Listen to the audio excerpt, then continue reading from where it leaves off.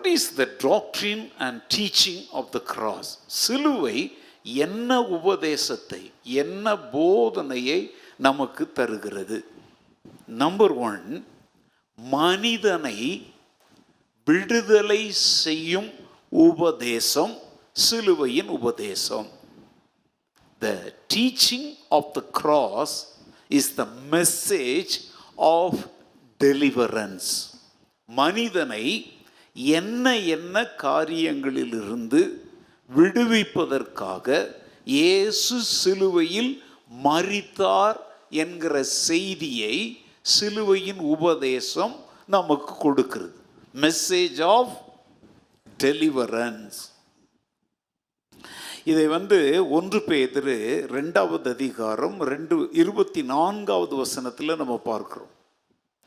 நாம் பாவங்களுக்கு செத்து நீதிக்கு பிழைத்திருக்கும்படி இயேசு கிறிஸ்து தாமே தமது சரீரத்திலே நம்முடைய பாவங்களை சிலுவையின் மேல் சுமந்தார். அவருடைய தழும்புகளால் நாம் என்ன ஆக்குகிறோம்? 2 விடுதலையை சொல்லுகிறார். 1, பாவத்திலிருந்து விடுதலை.